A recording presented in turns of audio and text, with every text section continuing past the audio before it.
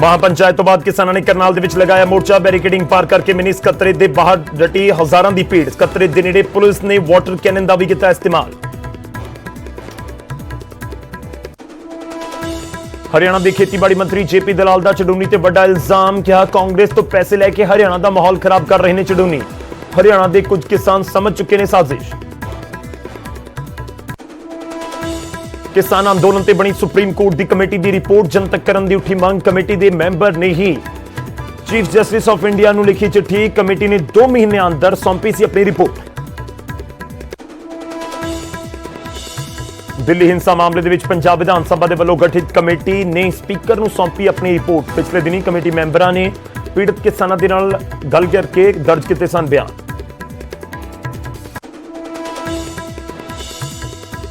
बटाला ते कैबिनेट मंत्री तृप्त बाजवा ते रंधावा दा कैप्टन जवाब। कहा तुहाडे वल्लों मेल मिलाप बंद होण करके चिट्ठी लिखण दी आई नौबत।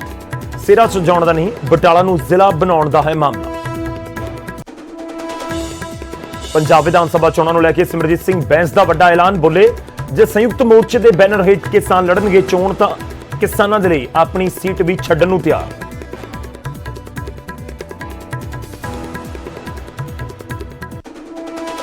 मानहानि के मामले दे विच आम आदमी पार्टी के एमपी संजय सिंह नूं मिली जमानत। पेशी ते ना आउण करके कल लुधियाना कोर्ट ने जारी किया सी अरेस्ट वारंट। 1 लाख के मुचलके ते अदालत ने दी जमानत। करतारपुर लांघे की मैनेजमेंट कमेटी का गैर सिख सीईओ लगाउण ते उठे सवाल। डीएसजीएमसी ने पाकिस्तान सरकार के फैसले ते जताया इतराज। बोले सिखां दीआं भावनावां नूं पहुंचाई गई ठेस। लुधियाना के जवदी च अलफनंगे करके 3 नौजवानों के नाल कुटमार करन दा मामला आया सामने। सोशल मीडिया ते वायरल हो रही वीडियो। पीड़िता ने कहा जानों मारन दियां मिल रही ने धमकियां। पुलिस तो कीती इंसाफ दी मांग। पंजाब ते चंडीगढ़ का कार्यभार संभालण तो बाद राज्यपाल BL पुरोहित ने प्रधानमंत्री नाल कीती रस्मी मुलाकात। कई मसलियां ते हुई चर्चा। कल गृह मंत्री अमित शाह दे नाल भी मिले सन राज्यपाल।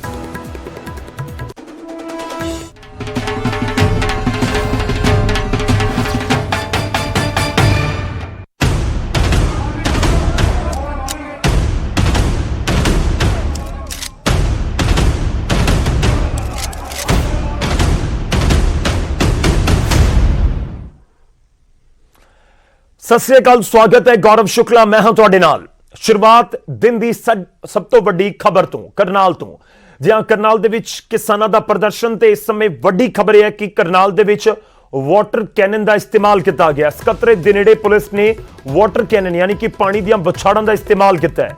मिनी सकत्तरेत दे बाहर किसानां ने मोर्चा लगाया होया है ते तुहानूं दस दईए कि सकत्तरेत दे वल कूच किया गया सी। बैरीकेड उत्थे जरूर किए गए पर ज्यादा रोकण दे विच पुलिस कामयाब नहीं हुई। ज्यादा कोशिश नहीं की गई पर इस सब दे विचाले वाटर कैनन का इस्तेमाल किया गया। उसदियां कुछ तस्वीरां भी असीं तुहाडे तक पहुंचा रहे हैं। करनाल दी यह तस्वीरां हालांकि अगे वध रहे सी किसान तकरीबन अंदर भी बढ़ गए बहुत बड़ी गिणती दे विच इस बैरीकेड तो अगे, पर कुछ थां ते जिहड़ा वाटर कैनन का इस्तेमाल जरूर किया गया है ताकि जिहड़े प्रदर्शनकारी ने उन्होंने रोकिया जा सके। हालांकि पुलिस नूं पहलां ही हिदायतां दित्तियां गईयां सन, प्रशासन नूं हिदायतां दित्तियां गईयां सी सरकार दे वल्लों कि तुसीं संजम वरतना है ते संजम वरतन दे आदेश सन ते सब दे विचाले जरूर बैरीकेड तो अगे लंघण की कोशिश करते नजर आए ने किसान। हाथां दे विच किसानी झंडे लैके किसान आगू अगे वधदे रहे पर दूजे पासे पुलिस दे वल्लों यह वाटर कैनन का इस्तेमाल भी किया गया है। तां सकत्तरेत दे नेड़े पुलिस ने वाटर कैनन का इस्तेमाल किया है। सकत्तरेत दे अगे तक जिहड़ी बैरीकेडिंग की गई सी। करनाल दे विच किसानां ते वाटर कैनन दियां इस्तेमाल करन दियां कुछ तस्वीरां सामने आईयां ने जो असीं तुहाडे सामने रख रहे हैं।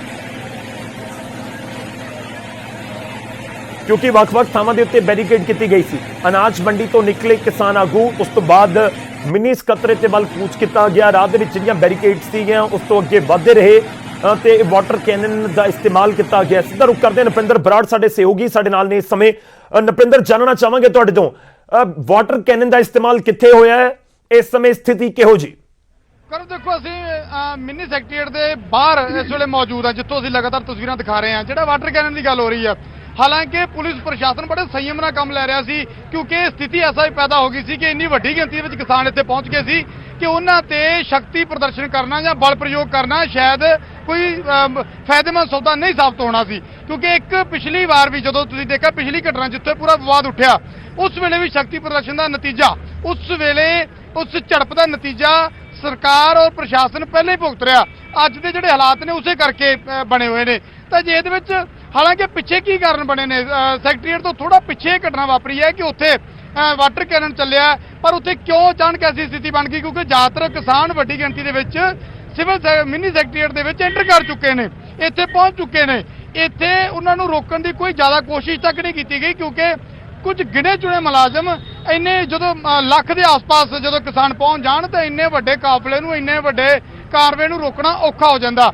ਐਸੀ ਸਥਿਤੀ ਪੈਦਾ ਹੋ ਗਈ ਸੀ। ਪਰ ਕਿਉਂ ਉੱਥੇ ਵਾਟਰ ਕੈਨਨ ਚੱਲਿਆ, ਕੀ ਐਸੇ ਹਾਲਾਤ ਬਣੇ, ਉਹ ਜਿਹੜਾ ਅੱਗੇ ਬਾਅਦ ਦੇ ਵਿੱਚ ਤਸਵੀਰਾਂ ਸਾਫ਼ ਹੋਣਗੀਆਂ। ਪਰ ਹਾਲ ਫਿਲਹਾਲ ਦੀ ਘੜੀ ਸਥਿਤੀ ਐਸੀ ਬਣੀ ਹੋਈ ਹੈ। ਅਸੀਂ ਇਸ ਵੇਲੇ ਪੁਲ ਤੇ ਮੌਜੂਦ, ਤੁਸੀਂ ਦੇਖੋ ਰਾਤ ਦਾ ਵੇਲਾ ਇੱਥੇ ਵੀ ਕਿਸਾਨ ਜਿਹੜੇ ਨੇ ਤੁਹਾਨੂੰ ਨਜ਼ਰ ਆ ਰਹੇ ਨੇ, ਵੱਡੀ ਗਿਣਤੀ ਵਿੱਚ ਕਿਸਾਨ ਪੁਲ ਦੇ ਉੱਤੇ ਮੌਜੂਦ ਨੇ, ਪੁਲ ਦੇ ਥੱਲੇ ਮੌਜੂਦ ਨੇ, ਮਿੰਨੀ ਸੈਕਟਰੀਏਟ ਦੇ ਅੰਦਰ ਮੌਜੂਦ ਨੇ। ਔਰ ਤਸਵੀਰ ਐਸੀ ਬਣ ਗਈ ਹੈ ਕਿ ਹੁਣ ਲੱਗਦਾ ਹੈ ਕਿ ਪੱਕਾ ਧਰਨਾ ਮਿੰਨੀ ਸੈਕਟਰੀਏਟ ਦੇ ਵਿੱਚ ਲੱਗੇਗਾ ਔਰ ਜਿੰਨੀ ਦੇਰ ਤੱਕ ਸਰਕਾਰ ਦੇ ਨਾਲ ਕੋਈ ਗੱਲਬਾਤ ਨਹੀਂ ਬਣਦੀ ਉਨੀ ਦੇਰ ਤੱਕ ਸ਼ਾਇਦ ਇਹ ਕਿਸਾਨ ਇੱਥੋਂ ਨਹੀਂ ਹਟਣਗੇ, ਐਸਾ ਦਾਅਵਾ ਕੀਤਾ ਜਾ ਰਿਹਾ। ਹਰਿਆਣਾ ਦੇ ਕਿਸਾਨ ਸਾਡੇ ਨਾਲ ਨੇ। ਕੀ ਨਾਂ ਹੈ ਤੁਹਾਡਾ? वरिंदर सिंह कालियान जी, ਕਿੱਥੋਂ ਆਏ ਹੋ ਜੀ? अपन झज्जर बेरी गांव से। ਝੱਜਰ ਤੋਂ ਆਏ ਹੋ ਔਰ ਜਿਹੜੀ ਤਸਵੀਰ ਹੁਣ ਬਣੀ ਹੈ ਕਿਸਾਨ, ਹਾਲਾਂਕਿ ਪੁਲਿਸ ਪ੍ਰਸ਼ਾਸਨ ਨੇ ਵੀ ਅੱਜ ਕੋਈ ਬਹੁਤਾ ਬਲ ਪ੍ਰਯੋਗ ਨਹੀਂ ਕੀਤਾ ਔਰ ਮਿੰਨੀ ਸੈਕਟਰੀਏਟ ਦੇ ਅੰਦਰ ਕਿਸਾਨ ਵੜ ਚੁੱਕੇ ਨੇ। ਅੱਗੇ ਕੀ ਹੋਏਗਾ? ये पुलिस प्रशासन के जो बच्चे हैं, ये नौकरी करते हैं, हमारे बच्चे हैं, जितने अफसर भी हमारे बच्चे हैं, किसान मजदूरों के बच्चे हैं, या नौकरियों पर लग चुके हैं और ये अपने इनकी ड्यूटियां होती हैं। ये अपनी तरफ से कोई ऐसी कार्रवाई नहीं करती। कोई अगर ऑफिसर इस तरीके के गलत इस्तेमाल शब्दों का इस्तेमाल करे वो तो एक गलत है, नहीं तो प्रशासनिक अधिकारी भी अच्छे होते हैं। हम सरकारों के किसी के, जो सरकार अच्छा काम करती है हम उसको समर्थन करते हैं, जो सरकार गलत काम करती है उसका विरोध करते हैं। हिंदुस्तान का किसान किसी जाति और पार्टियों के साथ नहीं है, ना किसी जाति और धर्म के साथ है। ये पूरा हिंदुस्तान का जाति और धर्म की दीवारों को तोड़कर कन्याकुमारी जिले कश्मीर तक ये आंदोलन, ये जन क्रांति, किसान की आवाज के लिए, मजदूर के देश के हित के लिए ये आंदोलन चल रहा है। क्यों? ਪਰ ਹਰਿਆਣਾ ਸਰਕਾਰ ਤਾਂ ਕਹਿੰਦੀ ਹੈ ਕਿ ਗੁਰਨਾਮ ਚੜੂਨੀ ਤੇ ਵੱਡਾ ਇਲਜ਼ਾਮ ਲਾ ਰਹੇ ਨੇ, ਕਹਿੰਦੇ ਇਹ ਤਾਂ ਪੈਸੇ ਲੈ ਕੇ ਕਹਿੰਦੇ ਅੰਦੋਲਨ ਕਰ ਰਹੇ। ਐਸਾ ਹਰਿਆਣਾ ਸਰਕਾਰ ਦੇ ਮੰਤਰੀ ਬੋਲ ਰਹੇ ਨੇ। देखो जी, अगर ऐसी बात है, किसान किसी के वो नहीं, अकेले नेता के साथ किसी के नहीं है, संयुक्त मोर्चे के साथ है। कोई किसान नेता अगर अलग से कोई फटना चाहे ऐसी बात नहीं है, अलग से फट, लेकिन जब तक संयुक्त किसान मोर्चा इकट्ठा है, इकट्ठा रहेगा, उसी की बात पे आंदोलन जो वो कहेगा वही होगा। ਪਰ ਮਿੰਨੀ ਸੈਕਟਰੀਏਟ ਦੇ ਵਿੱਚ ਹੁਣ ਵੱਡੀ ਗਿਣਤੀ ਕਿਸਾਨ ਬੈਠੇ ਨੇ। ਮੰਗ ਕਿਸਾਨਾਂ ਦੀ ਇੱਕੋ ਕਿ ਉਸ ਐਸਡੀਐਮ ਦੇ ਖਿਲਾਫ ਪਰਚਾ ਦਰਜ ਹੋਵੇ ਤੇ ਉਹਨੂੰ ਡਿਸਮਿਸ ਕੀਤਾ ਜਾਵੇ। ਸਰਕਾਰ ਨੇ ਅੱਜ ਮੰਗ ਮੰਨੀ ਨਹੀਂ, ਇਹਦਾ ਮਤਲਬ ਧਰਨਾ ਪੱਕਾ ਚੱਲੇਗਾ। ਕਦੋਂ तक बैठे रहोगे? देखो जी, कुछ अधिकारी जो हैं ऊपर लेवल के, उनके अच्छे मुझे विश्व सूत्रों से पता लगा है वो किसी उच्च जो है प्रवक्ता के रिश्तेदार हैं, विश्व सूत्र से पता चला है। लेकिन पर ऐसा ਤੁਹਾਨੂੰ ਲੱਗਦਾ ਕਿ ਐਸੀ ਸਥਿਤੀ ਕਿਉਂ ਪੈਦਾ ਹੋ ਗਈ ਕਿ ਇੰਨਾ ਵੱਡਾ ਜੋਖਮ ਮੁੱਲ ਲੈਣਾ ਪੈ ਗਿਆ ਸਰਕਾਰ ਨੂੰ ਇੱਕ ਆਈਏਐਸ ਅਫਸਰ ਨੂੰ ਬਚਾਉਣ ਦੇ ਲਈ, ਜਾਂ ਫਿਰ ਕਿਉਂਕਿ ਉਹਦੀ ਟ੍ਰਾਂਸਫਰ ਕਰਕੇ ਇੱਕ ਵਾਰੀ ਕਹਿ ਸਕਦੇ ਕਿ ਕੋਸ਼ਿਸ਼ ਜ਼ਰੂਰ ਹੋਈ ਕਿ ਕਿਸਾਨ ਸ਼ਾਂਤ ਹੋ ਜਾਣ, ਪਰ किसान ਮੰਨਣ ਲਈ ਤਿਆਰ नहीं। देखो जी, किसानों ने सरकार को बनाया है कि सरकार बनाने में हमारा सबसे बड़ा योगदान था। हम सरकार के साथ थे, क्योंकि कांग्रेस ने गलत किया, कांग्रेस भुगतना पड़ा। जो भी पार्टी सत्ता में आएगी अगर वो किसान मजदूर विरोधों के खिलाफ बोलेगी, वो सरकार अगले 5 साल इनके पास पावर रहती है, क्योंकि किसान की वोट चली जाती है, उनके पास 5 साल तक कुछ करने वाले नहीं है। 5 साल के बाद उनको समय मिलता है। फिर वो सारी, जब यहाँ अंग्रेज इस हिंदुस्तान में थे, 32-36 करोड़ जनता थी, पाकिस्तान भी इसके अंदर ही शामिल था, बांग्लादेश भी, 32 करोड़ लोग उस टाइम पे भी मूक दर्शक बने रहते थे। 4.5 करोड़ लोगों ने हिंदुस्तान की आज़ादी की लड़ाई में शरीक हुए। 2,35,729 आदमी शहीद हुए, आज़ादी दिलाने वाले और लड़ाई लड़ने वाले थोड़े आदमी। ये आर्थिक आज़ादी हिंदुस्तान की गरीब जनता की आर्थिक आज़ादी की लड़ाई है। अब ये जन क्रांति है, इसके अंदर सरकारों को चाहिए कि पूंजीवादी व्यवस्था, पहले जितने भी बनते थे एमपी एमएलए, ये पब्लिक के पैसे से, पब्लिक की वोटों से बढ़ते थे, लेकिन अब नहीं ऐसा। बाई पहले सरकार by the people, for the people, of the people. अब by the court, by the police officer, by the capitalist और बाई द नेता, बाकी जनता को कुछ नहीं समझते। ਇਹ ਹਾਲਾਤ ਨੇ। ਕਿਸਾਨ ਕਹਿੰਦਾ ਹੈ ਕਿ ਹੱਕਾਂ ਦੀ ਲੜਾਈ ਹੈ और जंग जारी रहेगी, सरकार से दबाव बनाने की कोशिश। हमारे इनसे नहीं, हमारी इनकी सरकार से झगड़ा है, इन बेचारे पुलिस वालों से हमारा। अभी आपने ये कवर कर लिया, पूरा मिनी सेक्रेटरी पहुंच चुके हैं, प्रोटेस्ट कर रहे हैं, अभी कितना टाइम बैठेंगे? बाकी के जो जत्थेबंदी किसानों अभी तो घेराव शुरू हुआ है, सारे लोग मिलकर फैसला लेंगे। पहली प्रायोरिटी ये है कि हम इस घेराव को सफल बनाएं, यानी कि पूरा घेरा बना के हम यहाँ पे बैठे, शांति से बैठे और यहाँ पे जो हमारा संकल्प लेके हम चले थे, संकल्प था कि हम मिनी सेक्रेटेरिएट का घेराव करेंगे और तमाम ऑब्स्टिकल्स के बावजूद हमने उस मिनी सेक्रेटेरिएट का घेराव कर लिया है। तो पहली हमारी प्राथमिकता है सभी किसानों को बैठाना, यहाँ पे बैठे अपना घेराव कायदे से शुरू करें, उसके बाद फैसला लेंगे। रास्ते में किसानों की गिरफ्तारी हुई है, बाकी किसान जो जत्थेबंदी वो कहाँ है? अरे गिरफ्तारी तो हमने दी, मैं तो खुद जाके बस में बैठ गया। ये पुलिस गिरफ्तारी करने को भी तैयार नहीं, इनकी ये भी कैपेसिटी नहीं है कि गिरफ्तार कर सके। हालत ये है कि हरियाणा पुलिस किसानों को गिरफ्तार भी नहीं कर सकती, बाकी तो चीजें छोड़ दीजिए।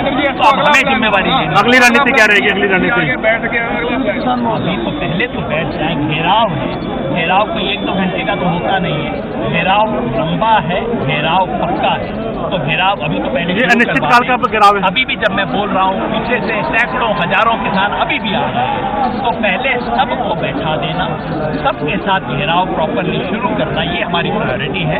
लेकिन यहाँ किसी किस्म की हमने हिंसा नहीं करनी, हमें मिनी सेक्रेटेरिएट के अंदर बिल्कुल नहीं घुसना है, बस बाहर से घेराव करना है, यही हमारा। प्रशासन के साथ आपकी मीटिंग हुई है, उसमें मीटिंग में क्या कहा गया प्रशासन ने? आज हमारी 3 मीटिंग हुई है प्रशासन के साथ।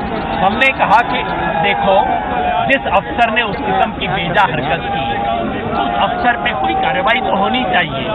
अफसोस कि यहाँ प्रशासन उस अफसर को बचाने के ऊपर तुला हुआ। आखिर में हमारे नेता राज्यपाल साहब ने कहा चलो और कुछ नहीं, आप इंक्वायरी उसकी करवा दो, लेकिन पहले सस्पेंड तो कर दो। पुलिस प्रशासन, ये सरकार, बेचारे डीसी एसपी को भी क्या दोष दें, इन्हें हुक्म तो चंडीगढ़ से आते हैं, चंडीगढ़ वाले उसको सस्पेंड करने को भी तैयार नहीं हुए। तब हमने कहा कि अब हमारे पास कोई रास्ता नहीं है, अब तो हमने जो संकल्प किया उस संकल्प को पूरा करेंगे। तो बिल्कुल सरकारों को देता है। और आज एक किसान महापंचायत करनाल हरियाणा में बुलाता है। सुबह से हजारों किसान इकट्ठे हैं, गांधीवादी तरीके से प्रदर्शन कर रहे हैं। किसी को उन्होंने कुछ कहा नहीं, सिर्फ सरकार से गुहार लगाई कि हमारी मांगे सुनिए और बात करिए। और जब संयुक्त किसान मोर्चा के नेता मिनी सचिवालय करनाल में बात करने जाते हैं तो खट्टर सरकार मांगे मानने की बजाय वहां से बाहर आते किसान नेताओं को गिरफ्तार कर लेती है। क्या यह सरकार का रवैया और तौर तरीका हो सकता है कि पहले वार्तालाप के लिए बुलाओ और फिर गिरफ्तार कर लो और बाद में घबराकर उनको छोड़ दिया जाता है? और अब हजारों किसानों, अन्नदाताओं, धरती पुत्रों का हजूम करनाल के मिनी सचिवालय की ओर शांति प्रिय तरीके से शहर से चला जाता है। एक दुकानदार ने दुकान बंद नहीं की, एक रेड़ी वाले हमारे भाई ने अपनी रेड़ी हटाई नहीं, एक व्यक्ति को यातायात में व्यवधान डाला नहीं। शांति प्रिय गांधीवादी तरीके से किसान सचिवालय पर पहुंच गए हैं और वहां एक बार फिर मिट्टी के बड़े बड़े ट्रक खड़े करवाकर, रास्ते में अवरोधन डलवाकर खट्टर और मोदी सरकारें पैरामिलिट्री की 10-10 कंपनियां लगाकर एक बार फिर किसानों का रास्ता रोके खड़ी हैं। और अब जब किसान सचिवालय पहुंच गया तो आप उस पर वाटर कैनन चलवाते हैं।